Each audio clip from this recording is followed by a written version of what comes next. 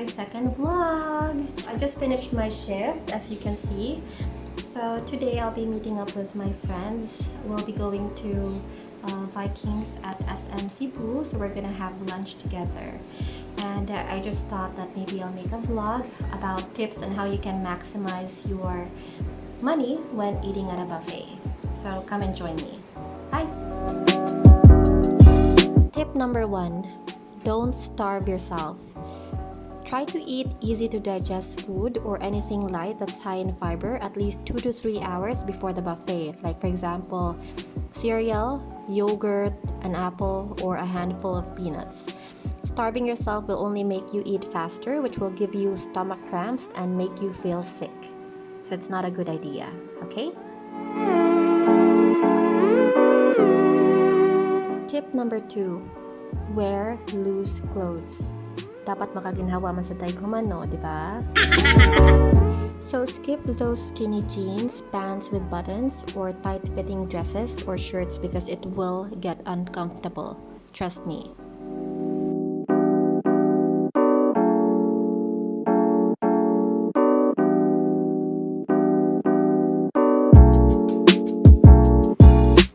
Tip number 3. Scan the buffet. Look at everything that's offered so you don't regret missing the tempura station when you're about to pay your bill. Based on experience na siya, ha? So here we have the Chinese station. We have the chicken siomai, ube pao. Then we have the noodle station, hot pot. What else? More Chinese food.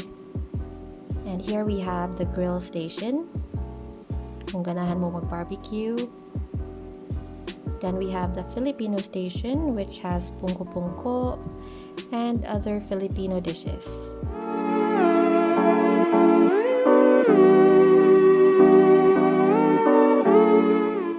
Here we have the salad station. And we also have the cold cuts and cheeses.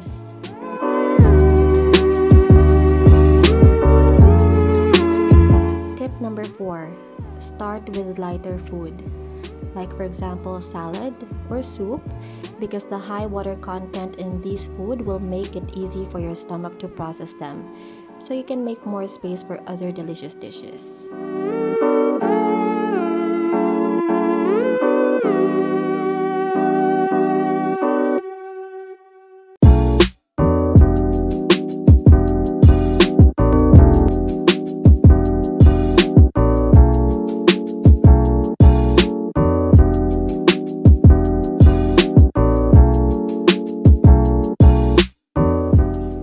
Number 5. Eat expensive food first. Let's face it, buffets are not cheap, especially those that serve international dishes. So make sure you get your money's worth by going for steak, turkey, lamb, seafood, cheese, or any gourmet dishes you wouldn't normally make at home.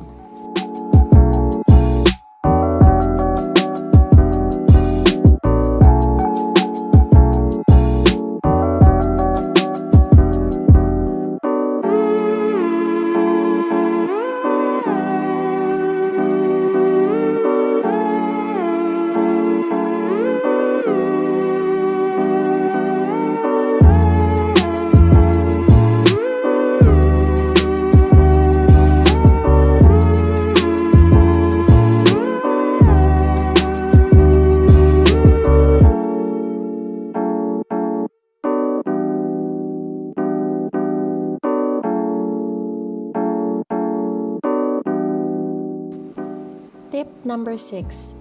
Take small portions. This way, you can try out all the dishes and go back for the ones you like. Para sa di kayo tahangol tanawon, no? Joke. But bitaw, it is also to avoid wasting food in case you don't like a particular dish that you initially thought was good.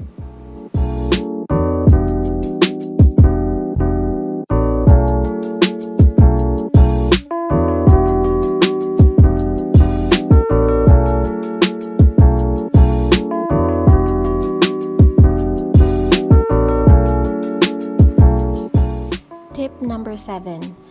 Avoid fillers or carbs, like say sushi, potatoes, pasta, bread, or rice.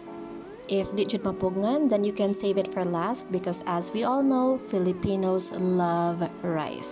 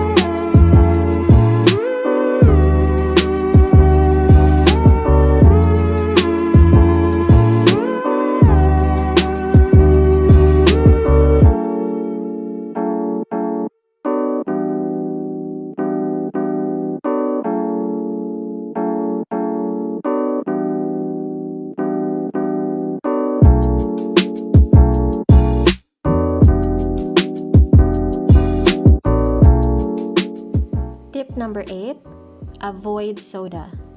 Carbonated drinks will fill you up faster than water. Instead, you can just go for juices. Some buffets also offer tea, so you can drink that between meals because it helps reduce bloating. Tea ha, dili milk tea. Ayaw ko sunda.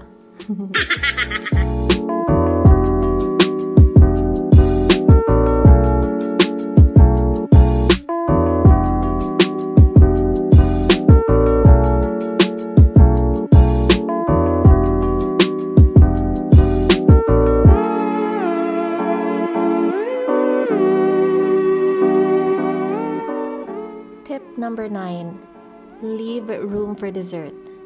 A meal is never complete without dessert, so don't forget to get a slice of that chocolate cake or a cup of panna cotta. You deserve it. Char. Bitaw shudi diet basta buffet kay ikaw ray maalkansi. Okay?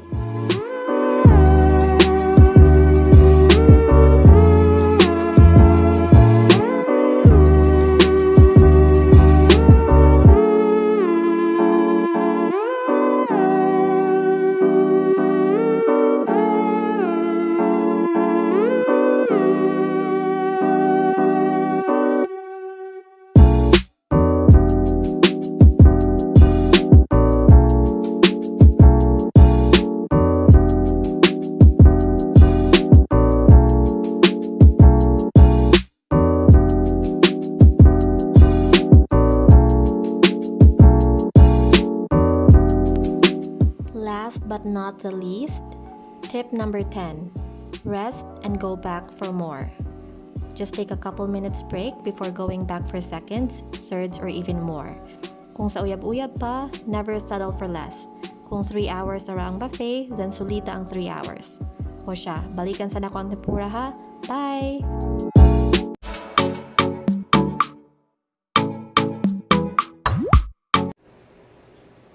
Hey everyone, welcome back. Welcome back.